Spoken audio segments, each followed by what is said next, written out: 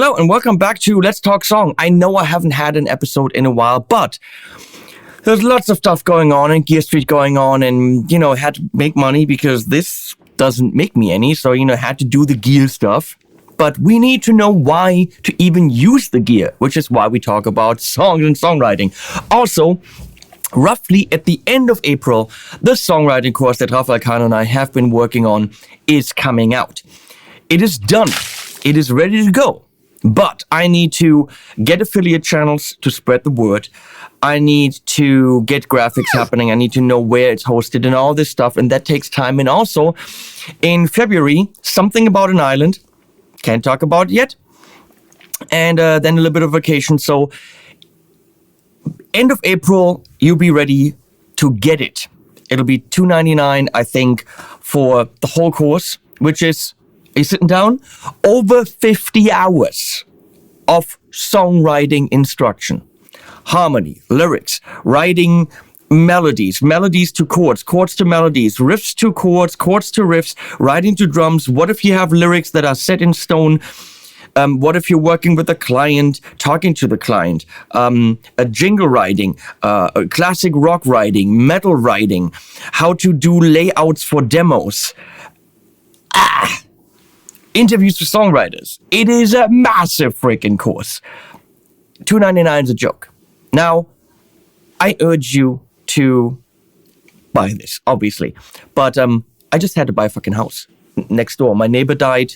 She was really one of my best friends and just a very great person. And tragically, she died. And then a week later, her daughter died. Horrible. And our houses are so intertwined that literally you can't really have anyone else buy this. So even though I don't want a house, I need to buy a house. So I need you to buy the course so that I don't go in debt. Thank you. We're going to talk about a pretty bad song today. A song that I wrote in 2003 for the album Unweaving the Rainbow with James LaBrie from Dream Theater under the project name Frameshift.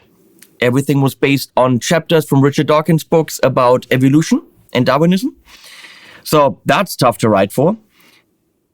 I'll play you the song and then we get into it. Here's the full video.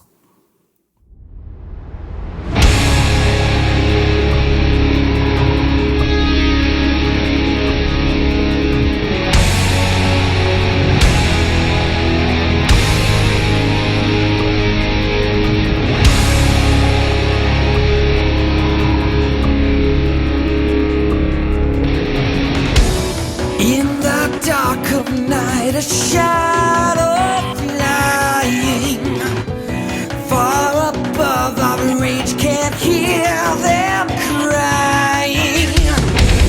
When the dawn approaches, headed to their home, sleep through the day to then awake at sunset.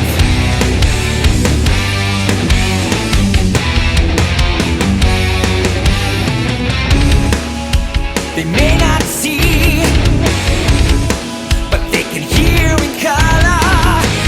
Paint a sonic picture in their heads so they can survive. Eyes never seem to be an option. Left completely blind to hunt in darkness. Their world, it has no light, and they don't need it. An image made of sound to hear around.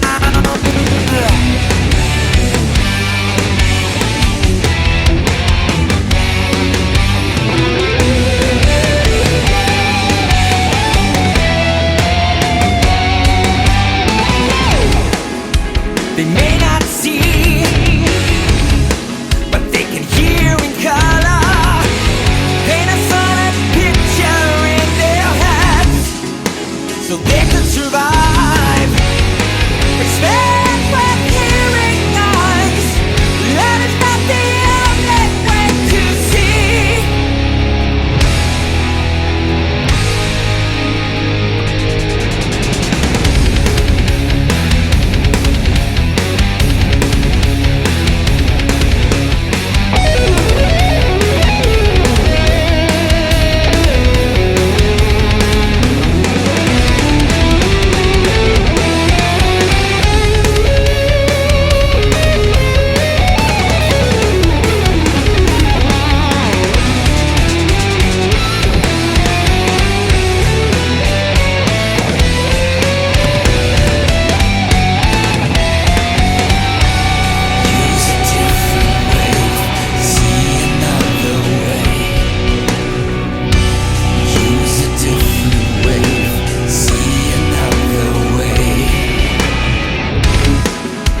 They may not see, but they can hear in color. And a solid picture in their heads, so they can survive. Expect from hearing eyes. Love is not the only way to see. They may not see, but they can hear in color. Paint a solid picture in their heads, so they can survive. Expect from hearing eyes. Love is not the only way to see. So interestingly, that appeared in the Ibanez Pentatone review, which got 30, 40,000 clicks. I don't know, ridiculous. People want to know about this pedal. Funny enough, I post a review and it, gets watched. Then I post the video by itself. Nobody gives a shit because on my channel it's all about gear. But nobody actually wants to know what to do with the gear. You just want to buy it and then have it. Fine, be like that. But you guys that watch Let's Talk Song are actually interested in fucking songwriting. Before I posted the review, I actually sat here with Rafael Cano and said, I want to show you this song. It's total crap. There's nothing happening there. It doesn't make sense. And together we analyzed it. We're like, yeah, nothing happening there. And then that video hits and everyone's like, oh, that song is amazing. Amazing song. I got more positive feedback on that song than on most of the other tunes that I write specifically for demos or stuff I'm really proud of. I mean, I'm proud of this too, but still, I got a lot of positive feedback for it. And people said, this is killer, it's killer, great work. And I'm like, it's a shit song. Why do people think it's good? So here, I want to take it apart with you, show you what's happening, and really emphasize that there's a big difference between a song and a production. Because as a song, this is shit. And I'll prove it to you. It'll only work in this produced context, which is fine. It's prog, and it makes sense. But again, songwriting, I sucked hard. So it's about bats, because each song was about a chapter of a Richard Dawkins book, and in this case, it was all about bats and their inability to see well, and having to rely on echolocation. Something very nerdy to write about, perfect for progressive rock and metal. So I opened this thing after almost 20 years of not looking at it at all. Let's get into it.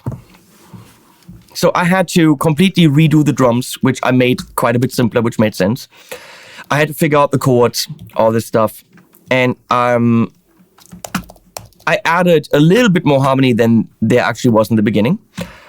But let's kill the guitars that I added, mainly these. Okay, so in the beginning, we get big, okay?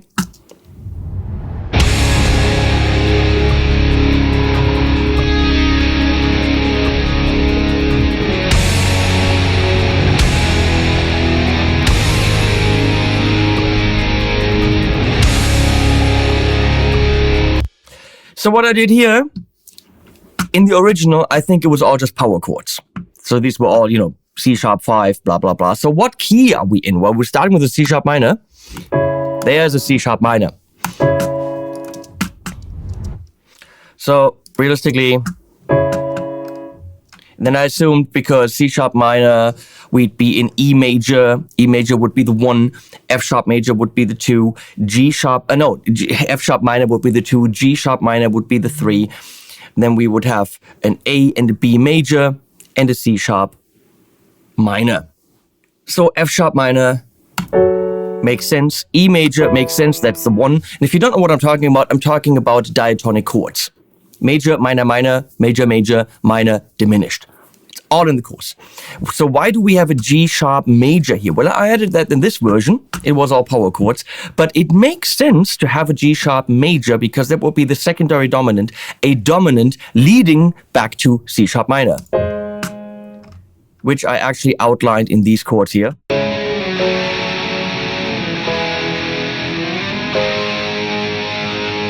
So I'm bringing a little bit more harmony in there than I had originally.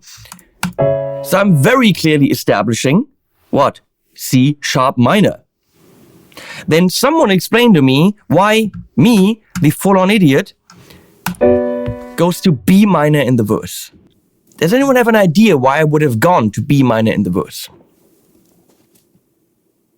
Okay, because I play the 7th string with the lowest note B. If you want to go chug chug chug chug chug chug, you play B.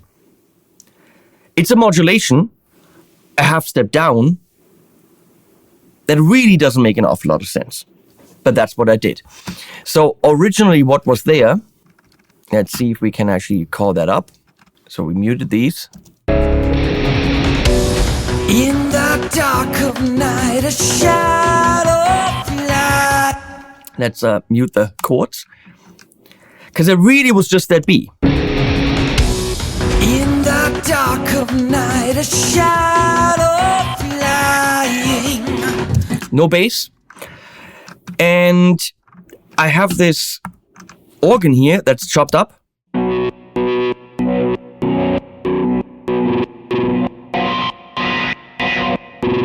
All with clicks. Why? Because back in 2003, Cubase did not have fading or crossfading abilities. T. So that's why it's clicking, and I didn't fix it. I mean, of course I can go in here and do that. Now this is possible, but in context it's fine. But I also had this going on, which was actually an organ that was sustained.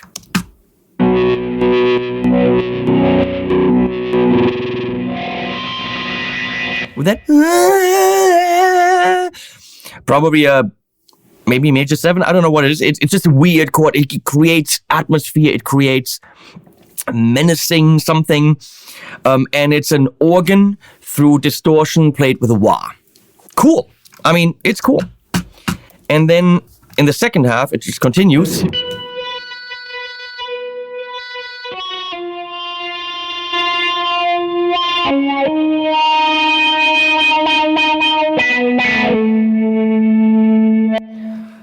But realistically, all that's happening is B. Okay, so in the dark of night, a shadow flying. Far above our range, can't hear them crying. When that dawn approaches, headed to their home. Sleep through that day to then awake at sunset. So that is rather boring, okay? It's literally just B. It's interesting rhythmically. It's interesting in a prog metal context. If we look at what's happening with the guitar here. Da-da-dum, da-dum, da-dum. Okay, if we look at that in the drums, we have the first 3/16 here. And then these last 2/16 on the 2. And then the first 2/16 on the 3. Kind of a popular pattern.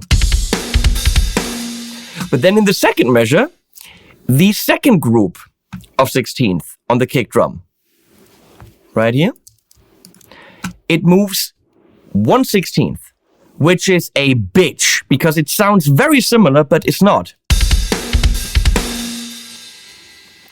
Playing that tightly and precisely is difficult.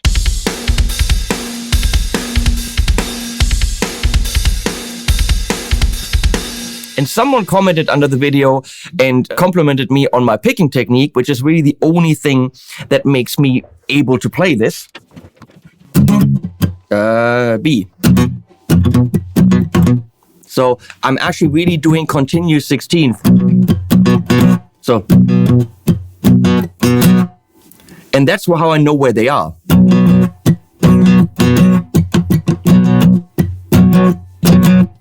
So on the second time, I know I have to hit it twice from above.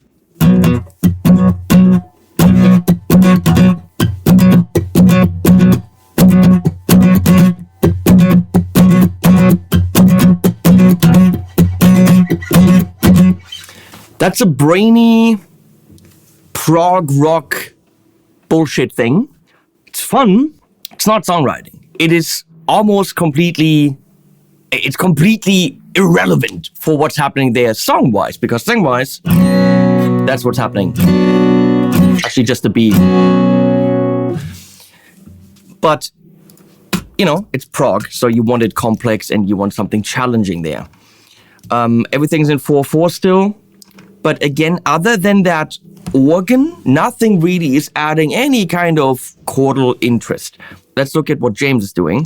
In the dark of night, a shadow flying far above our range, can't hear them cry. Oh, there's actually, I think, one of the very few rhymes in here. In the dark of night, a shadow flying. It's the bat. I like it. Far above our range, can't hear them crying. That's a very lazy rhyme. Flying and crying. What was I thinking? I wouldn't be proud of this today. However, in what we're trying to say, far above our range, hearing range, can't hear them crying because they're doing echolocation. Okay, I'll let it slide. Is it clever? I don't know. But if we're actually treating this as a, let's look at it, how good of a song is it? In the dark of night, a shadow crying. Far above our range, can't hear them crying. If you heard that, all of you who love the song, and thank you for being positive and liking the song, if you heard that, you'd be like, what kind of a shit songwriter is this? This is what's happening there. In the dark of night, a shadow flying. Far above our range, can't hear them crying. Nothing is going on. Even after that. We're not adding anything. Them crying when that dawn approaches. When that dawn approaches, headed to their home. Sleep through that day to then awake at sunset. So again, it's one chord. And what he's doing, oh my God, there's no rhyme. What? When that dawn approaches, headed. When the dawn approaches, I think they're heading, but he swallowed that. When the dawn approaches, heading to their home. We're literally just saying what bats are doing. Very poetic.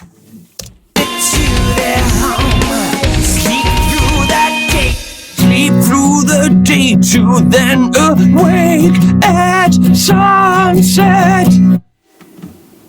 If I played that for you, you'd be like, that's a shit song. And it is. So why do people like it? Well, A, I changed it a little bit. But B, it's the production. It's the menacingness. It's the... You can take a production and make a good song. I mean, I'm sorry to step on anyone's toes, but a lot of R&B is wailing. It's a good beat. It's a great production. You probably actually can't sit down on a piano or a guitar and just play it or arrange it for a different style, which a good song can survive in any kind of style. Watch my video of Bop in metal.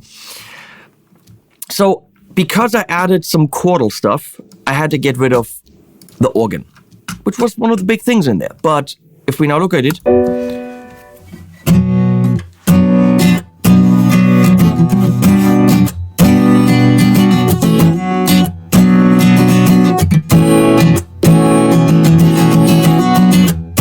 so keep the B, but wait, I'll let you see it. Keep the B, but do a B minor, G over B, B minor, A. Much more interesting because it's supporting the melody much more. In the dark of night, a shadow flying. Far above our heads, can hear them crying. Now I can sit down on a piano. Now I can play acoustic guitar to this. That is actually way more interesting. In the dark of night, a shadow... Oh, shadow flying. Far up above, it can't hear them crying. And then we do the same thing again. When the dawn approaches, heading to their home. Something, something, something. When the wake at sunset. Much better. There's actual chord movement. So if you're listening to the version that then was actually published with the video, all that I did is kill that organ and add these guitars.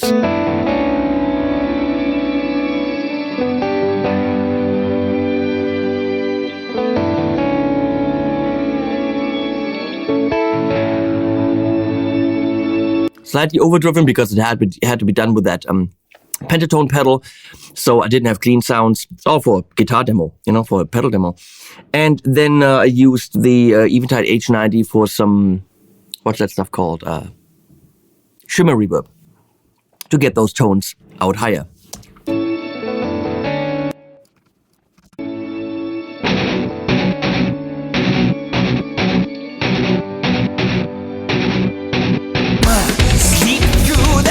So it works, I think, quite a bit better.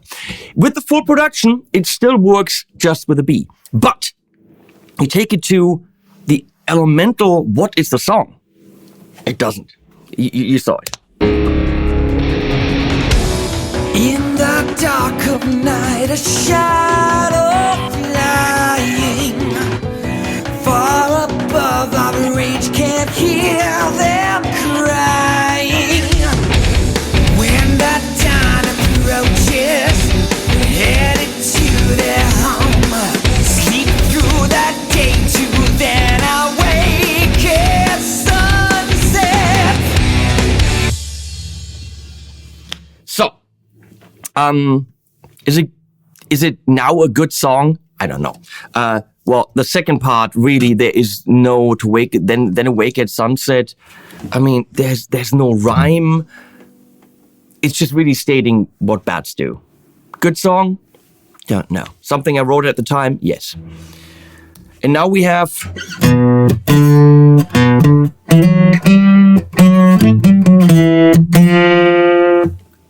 minor seconds are medley.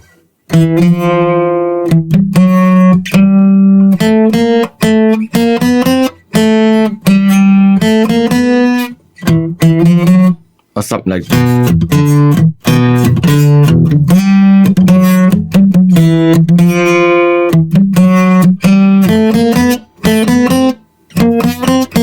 It was chromatic. So it's just like some riff that has an odd note in it because prog. In a weird, everyone's doing cool rhythm kind of a thing.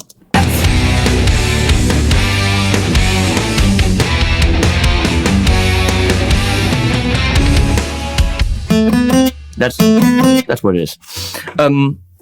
Okay. Fine. All on the B, I have no problem with that. Now the chorus comes in. Why crap are we going back to C sharp? If from here, all of a sudden we had a... If we're setting that up, okay.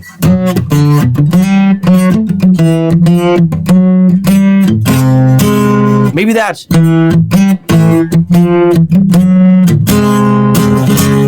All of a sudden we have it set up with a G sharp 7. Okay, and that would be a G sharp over C, or C, actually G sharp over B sharp in this case. That's actually a note. So,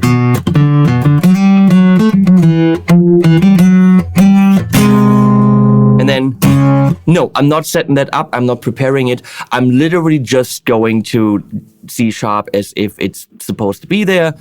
And it's weird because it makes no sense. And then, of course, we got odd time in there.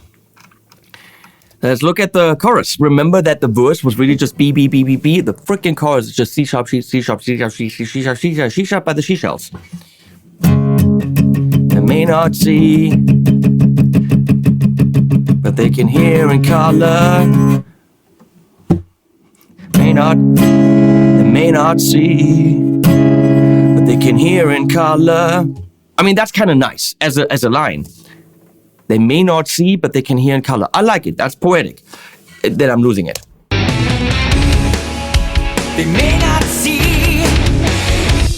So do we need that extra 5/4 with the F sharp there? May not see. Wait, how's that?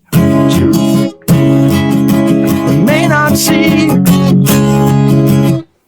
Yeah, I think that's what it is. May not see. They can hear in color. And then the question is that a G sharp minor? As it says right here? Or is it actually a G sharp major? I don't care. I wrote G sharp minor. I played power chords. In that case, it doesn't matter. It would be a G sharp major if it went back to the C sharp minor, because secondary dominant, it would be the 6 of 6, and the 5 of 6. I'm sorry, it would be the 5 of 6. But it's going to the F sharp. Why is it going to the F sharp? Okay, so let's play this. 2, 3, 4.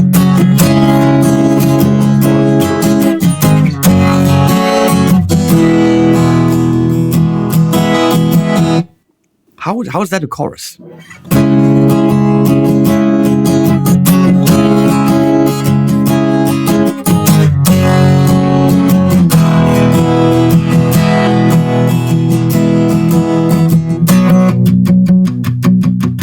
Then it goes to B minor again, because the verse is in B minor. It makes no sense. Okay, let's listen to it. They may not see, but they can hear in color. Paint a sonic picture in their heads, so they can survive. Forgot that. Goes back to C sharp there. So we actually have not just the C sharp, we have a little bit of a chord progression. Paint a sonic picture in their heads, so they can survive. Okay, let's look at what he's actually singing there. Holy crap. They may not see, but they can hear in color. Paint a sonic picture in their heads, so they can survive. That's shit. If anyone comes to you with this song idea, you will say, it doesn't rhyme, there's no form, just ends. What are you doing? I will do this again. I may not see. Let's forget about the 5/4. Let's forget about that F sharp or G sharp stab. We don't need that. May not see. They can hear in color, paint a sonic picture in their heads. They can survive. Back to the verse. It's not a song. There's no rhyme. There's some metaphysical imagery. No, there's some paint a sonic picture in their heads. I always hear Panasonic picture, which also works. Panasonic picture in their head. Paint a sonic picture in their head so they can survive. It makes sense for the song. It makes sense for what we're trying to say. It's not a good song. Songwriting-wise, if someone brought that to me, I would think they're brutal beginners. They don't know form. They don't know rhyme scheme. They don't know melodic development. Where's the... So they can survive. That's horrible. Yet, many of you really liked it. Very likely because of what I did with production. So they can survive. Eyes never seem to be an option. Left completely blind to hunt in darkness. Left completely blind to hunt in darkness. Eyes never seem to be an option, which is stupid because they have eyes. So it's wrong. Left completely blind to hunt in darkness. Stating the obvious. Doesn't rhyme. But does James put it around with his performance? The slightly raunchiness, Yes. Does that make it a good song? I don't know. It makes him a good performer, a good singer. It makes me probably a good producer and good arranger. In this case, a pretty damn shitty songwriter. And to hunt in darkness, their world it has no light, and they don't need it. An image made of sound to hear around.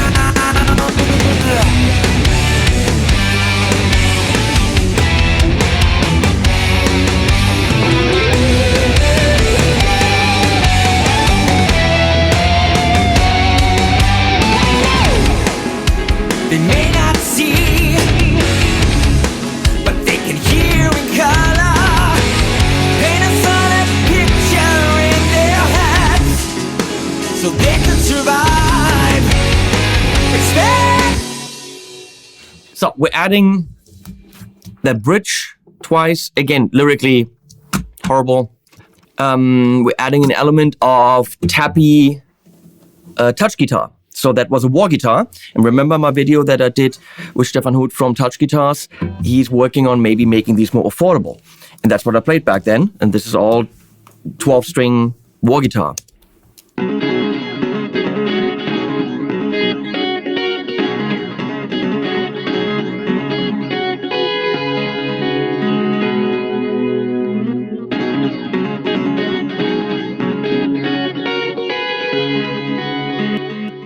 Cool. It doesn't make the song better. It makes the production and arrangement better, okay? I killed the organ that was in the chorus, which was again very menacing, but really didn't fit the chords. It was just menacing.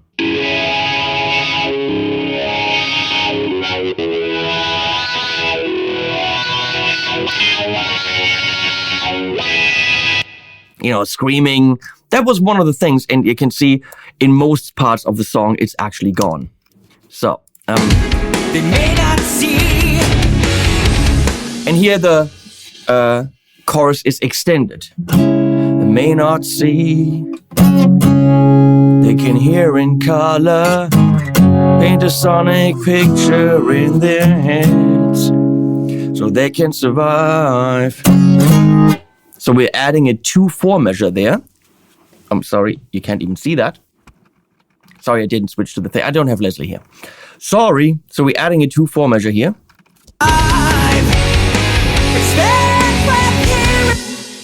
So, but also we're setting up this.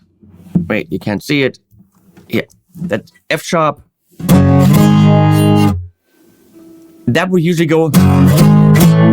Or what am I doing? I'm going back to the F sharp. Complete letdown.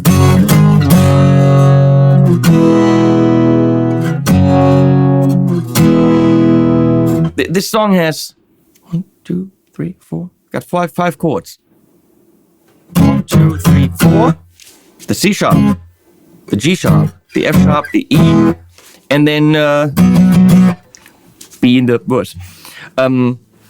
Why the 2/4 there? Well, because prog and you kind of have to. There's no rhyme or reason. They may not see, but they can hear in color. Paint a solid picture in their head, so they can survive. Expect from hearing noise.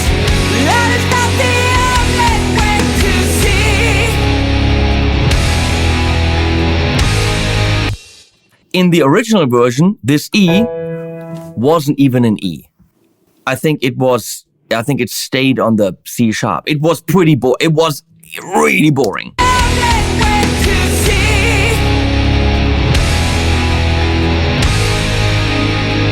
And that's clearly not a minor. That's very clearly a major. And not A flat, but G sharp. So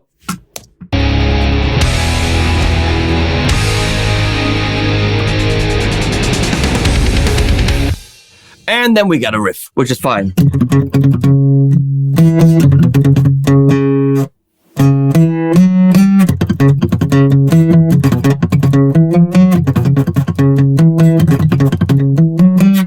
Something like that.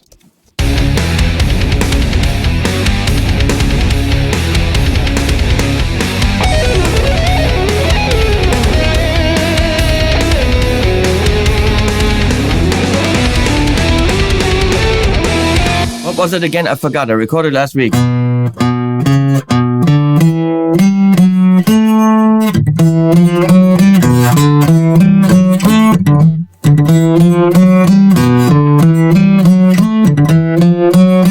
Okay, cool.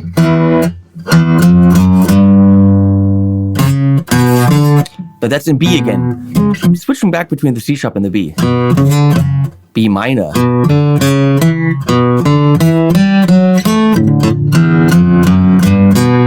Weird. Very strange.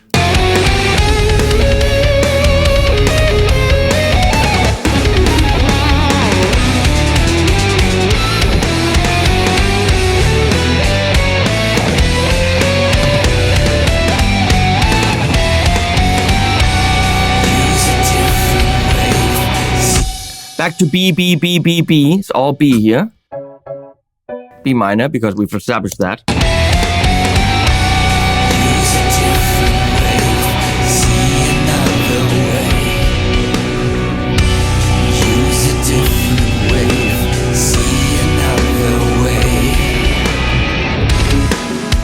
They may not see, but they can hear in color.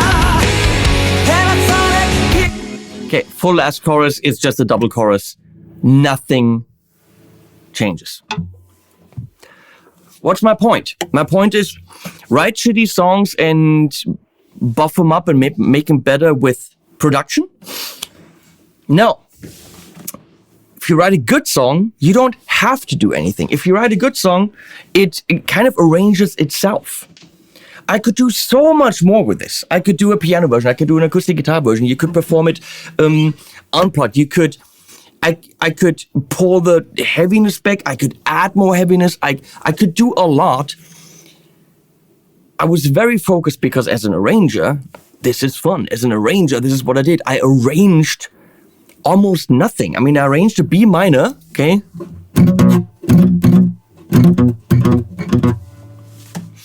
And a C sharp minor. It's even the same.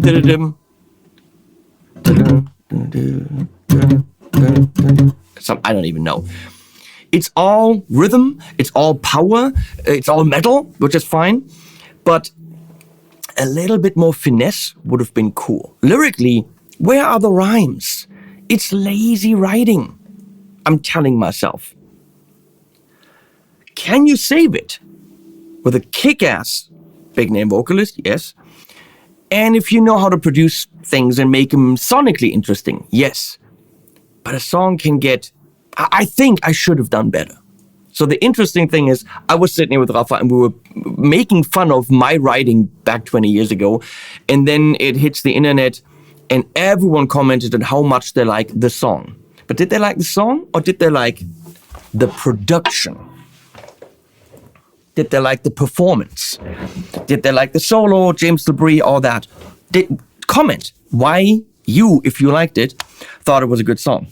Point is, songwriting course is happening in a few months. When I'm back from the I Can't Talk About It. And I truly, truly, truly have to rely on you to help me out. Get the course, learn shit, share your songs with Rafa and me. Let's discuss things. They help me out buying a house. That's really all I can say. I'm not shitting about this. But the course, we worked on it for a full year, is freaking amazing. You will not write shit like bats. You will write bats in good. Very, very easily. You will be able to spot the mistakes that I just pointed out. I thought it was hot shit back then. What did I know? Nothing. Thanks for watching, guys. You are amazing. Let's do more Let's Talk song while I'm on the I Can't Talk About It. And animals at the end.